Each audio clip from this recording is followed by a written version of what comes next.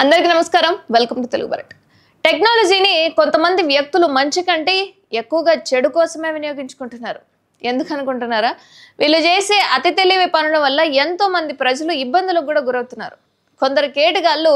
అధునాతన టెక్నాలజీని వాడి ఫేక్ ఏటీఎం కార్డులు తయారు చేసి ఇతరుల డబ్బులను కాజేస్తూ వస్తున్నారు తాజాగా ఇలాంటి ఘటనే దుబ్బాక పట్టణంలో వెలుగు చూసింది కంప్యూటర్ టెక్నాలజీ సహాయంతో నకిలీ ఆర్సీ ఆధార్ పాన్ కార్డులను తయారు చేస్తున్నట్లుగా కంప్యూటర్ నిర్వాహకుడిని పోలీసులు అయితే అరెస్ట్ చేశారు ఇక అసలు వివరాల్లోకి వెళ్తే దుబ్బాక పట్టణానికి చెందిన సిరిమల్లె వేణుగోపాల్ అనే వ్యక్తి స్థానికంగా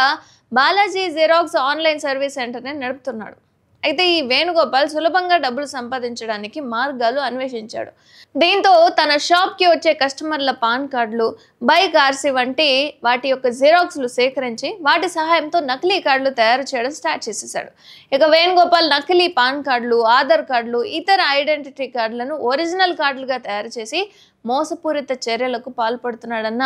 విశ్వసనీయ వర్గాల సమాచారం అయితే తెలిసిపోయింది ఇక సిద్దిపేట టాస్క్ ఫోర్స్ వాళ్ళైతే చెప్తున్న మాట ఇది ఇక